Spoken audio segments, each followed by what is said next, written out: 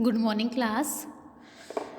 Next हम start कर रहे हैं नेक्स्ट थ्योरम चैप्टर नंबर 4 की। हमने कल अपना चैप्टर नंबर 4 स्टार्ट किया था, limit and continuity of function of a two variable. ठीक है, कल हमने लास्ट थ्योरम की थी, थ्योरम नंबर 4.7। आज हम स्टार्ट कर रहे हैं 4.8 थ्योरम। उसमें आपके पास क्या है, हमने कल जो थ्योरम की थी उसमें हमने प्रूव किया था कि आपके पास जो फंक्शन f है उसकी लिमिट l आई थी आपके पास। ठीक है, तो आपको पता ही है, हमने लास्ट लेक्चर में किया था। आज हम क्या प्रूव कर रहे हैं थ्योरम कि अगर हमारे पास कोई फंक्शन है f, टू वेरिएबल x और y का फंक्शन है, ठीक है, अगर उसकी लिमिट एग्जिस्ट कर रही है, उसकी कोई फाइनाइट लिमिट आ रही है, तो आपने लिमिट को क्या प्रूव करना है, यूनिक, मतलब यूनिकनेस ऑफ लिमिट। ये आपके पास थ्योरम है। स्टेटमेंट क्या है, to prove that limit function है हमारे पास, फंक्शन टू वेरिएबल का फंक्शन है एक्स वाई, उसकी लिमिट एक्स वाई अप्रोच कर रहा है ए बी को, तो एग्जिस्ट कर रही है। ठीक है, अगर ये एग्जिस्ट कर रही है, ठीक है, तो आपको उसको क्या दिखाना है, यूनिक दिखाना है। ठीक है, तो देखो बिल्कुल आसान सी थ्योरम है। तो इसकी लिमिट एग्जिस्ट कर रही है, तो मैंने कंसीडर कर लिया कि लेट लिमिट फंक्शन की, जब एक्स वाई इसका जो वेरिएबल है, टू वेरिएबल का हमारे पास क्या है, फंक्शन है। ठीक है, तो हमारे पास जो फंक्शन एक्स वाई है वो किसको अप्रोच कर रहा है कि ए बी। जब फंक्शन जो हमारे पास फंक्शन एफ है, जब एक्स वाई अप्रोच कर रहा है ए बी को, तो इसकी लिमिट मैंने एल कंसीडर कर ली। ठीक है, क्योंकि इसकी लिमिट एग्जिस्ट कर रही है, ठीक है, तो उसको मैंने एल कंसीडर कर लिया। ठीक है, तो अब मुझे क्या दिखाना है कि इस फंक्शन की जो लिमिट है वो क्या है, यूनिक है। यूनिक का मतलब है कि इस फंक्शन की अगर आप कोई दूसरी लिमिट कंसीडर करते हो तो वो पहले वाली लिमिट के बराबर आ जाएगी, मतलब इसकी एक ही लिमिट आई कांस्टेंट। ठीक है, एक के अलावा कोई दूसरी लिमिट इसकी एग्जिस्ट ही नहीं करेगी, यूनिकनेस ऑफ अ लिमिट। ठीक है, तो मैं क्या काम करूंगी, लिमिट को यूनिक प्रूव करने के लिए इसी फंक्शन की इन्हीं पॉइंट्स पे मैं कोई दूसरी लिमिट भी कंसीडर कर लूंगी कि लेट फंक्शन की लिमिट जब एक्स वाई अप्रोच कर रहा है ए बी को, सेम पॉइंट को, ठीक है, तो मैंने लिमिट कंसीडर कर ली एम। तो मुझे क्या प्रूव करना है यूनिकनेस के लिए कि इस फंक्शन की जो लिमिट है वो यूनिक है। तो अगर एक के अलावा अगर दूसरी लिमिट लेते हो तो पहली वाले के इक्वल होगी। यूनिकनेस के लिए तो ये प्रूव करना पड़ेगा।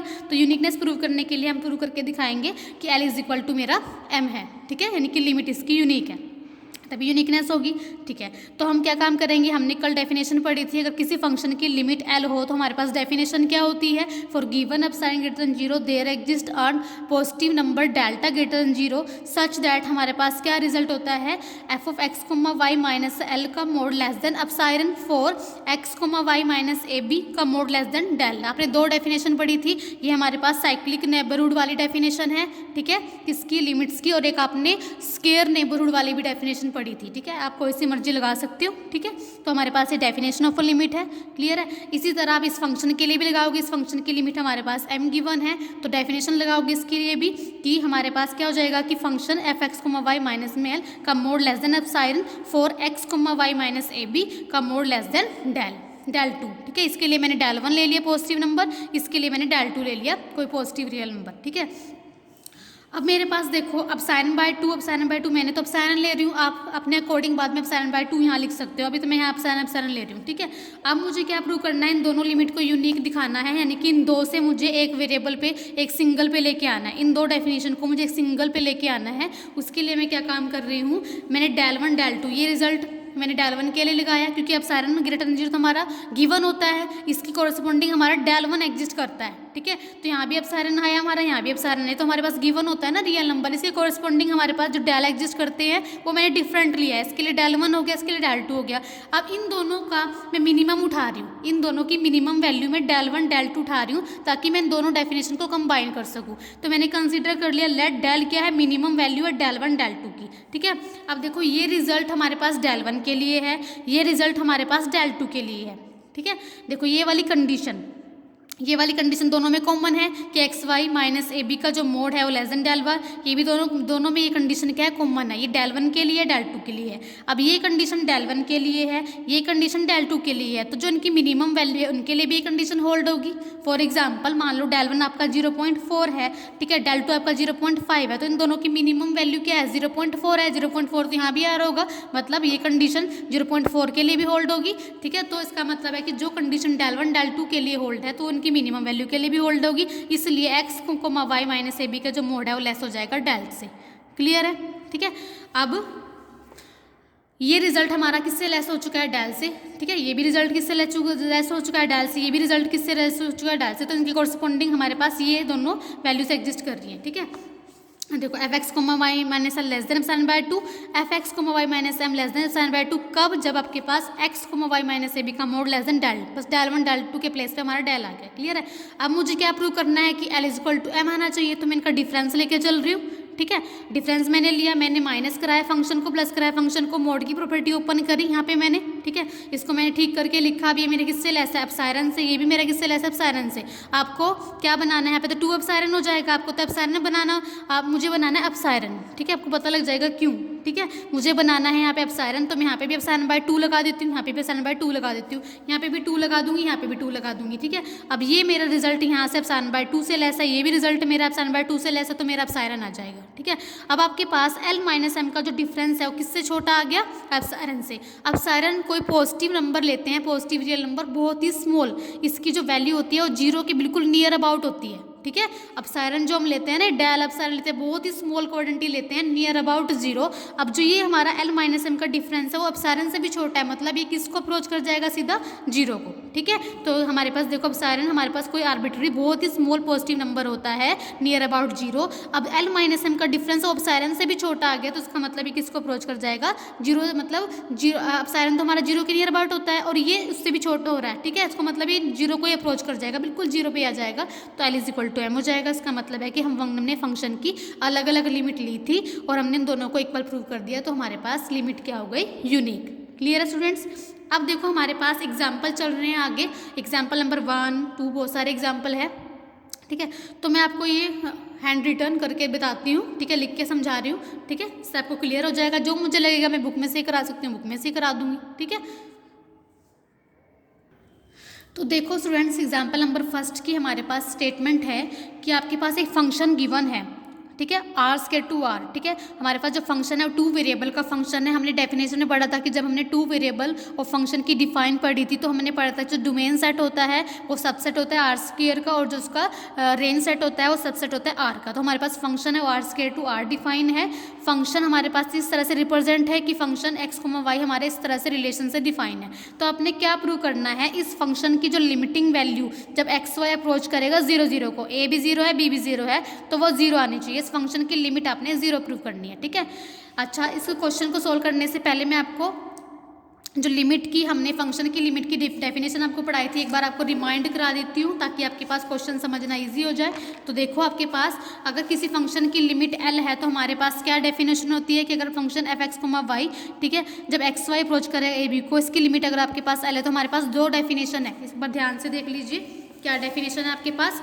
क्या रिजल्ट होता है कि फॉर गिवन, अगर हमारे पास किसी फंक्शन की लिमिट L हो तो हम कैसे लगाते हैं अपनी definition? For given epsilon greater than 0 there exist a real number del greater than 0 such that f x comma Y minus l का mod less than epsilon for x minus a less than delta, y minus b भी less than delta. ठीक है, चाहिए definition लगा लो। ठीक है, दूसरी कौन सी होती है कि f x comma Y minus में एल का mod less than epsilon for x comma Y minus a b का जो डिस्टेंस है वो लेस देन डेल्टा। डिस्टेंस का मैंने कल आपको फार्मूला बताया था। इन दोनों में से कोई सा भी आप डेफिनेशन लगा सकते हो, तो हम कह देंगे कि फंक्शन की लिमिट L आ रही है। ठीक है, चलो अब करते हैं एग्जाम्पल नंबर 1 सोल्यूशन।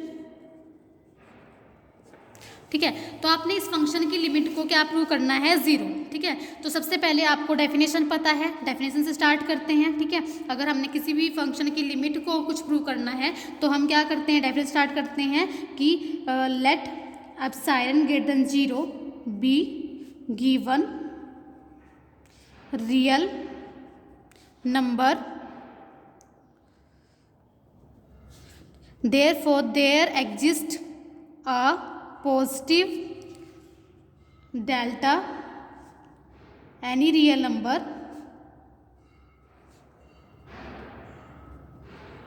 ठीक है, इसके कॉरेस्पॉन्डिंग हमारे पास ये positive real number del exist करता है। फॉर ये तो हमारे पास गिवन होता है, इसके कॉरेस्पॉन्डिंग हमारे पास डेल एग्जिस्ट करता है। इस डेल को हम इसके कॉरेस्पॉन्डिंग क्या है? लेट कर सकते हैं। ठीक है, let epsilon greater than 0 be given real number, therefore there exist a del greater than 0 any real number such that, हम क्या चेक करते हैं? ठीक है, हम ये माइनस ये लेते हैं, ये देते हैं ना एफ एक्स कोमा वाई, हम मोड कंसीडर करते हैं f x comma Y minus 0 जो हमारी लिमिट है। मुझे क्या दिखाना है कि लेस देन एप्सिलॉन आना चाहिए। कब? जब वो आप कोई सी भी 2 डेफिनेशन लगा सकते हो। ठीक है। तो सबसे पहले हम इन दोनों का डिफरेंस ही लेके चलते हैं, ठीक है। तो अब फंक्शन एक्स कोमा वाई की आपके पास क्या डिफाइन है, उस तरह से आपके पास रिप्रेजेंट, तो यहाँ पे इसकी वैल्यू पुट कर दूंगी x square plus y square minus में 0, इसको आप ऐसे लिख सकते हो x square plus y square, ठीक है। मोड को आप ब्रेक कर सकते हो, ठीक है। ए प्लस बी का mod less than equal to a का मोड प्लस बी का मोड, तो less than equal to x square का मोड प्लस वाई स्क्र का मोड, ठीक है। इसको आप ऐसे भी लिख सकते हो, कोई फर्क नहीं पड़ेगा, क्लियर है, क्योंकि हमारे पास एक्स वाई दोनों ही रियल है, ठीक है, दोनों ही रियल है। मोड के अंदर कोई रियल क्वांटिटी हो तो पॉजिटिव ही बननी है, उसका पॉजिटिव का स्केयर पॉजिटिव ही आएगा, ठीक है। अगर नेगेटिव क्वांटिटी हो मोड के बाद आके तो वो पॉजिटिव हो जाएगी, उसका स्केयर वो दोबारा से क्या है पॉजिटिव ही आने वाला है, क्लियर है। इसको आप ऐसे लिखो, स्केयर अंदर लिखो बाहर लिखो, एक ही बात है, क्लियर है। अच्छा, अब आप इसको ऐसे भी लिख सकते हो,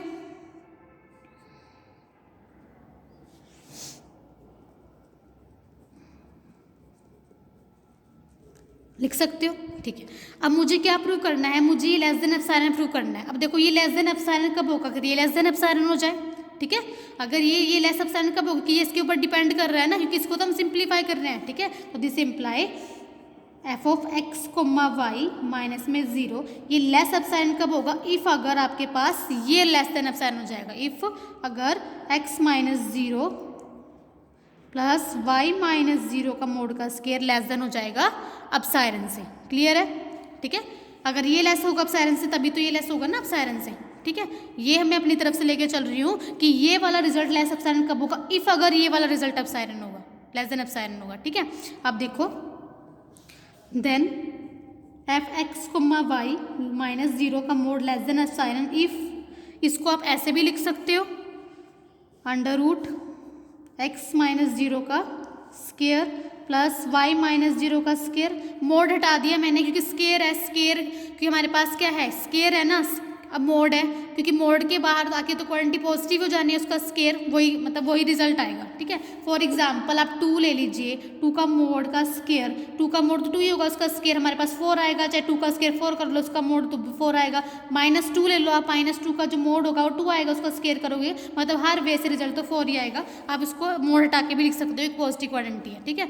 अच्छा, लेस देन एप्सिलॉन का रूट, ठीक है, मैंने दोनों साइड रूट ले लिया, क्लियर है, ठीक है। तो this imply mod f x comma Y minus में 0 का mod less than epsilon, if,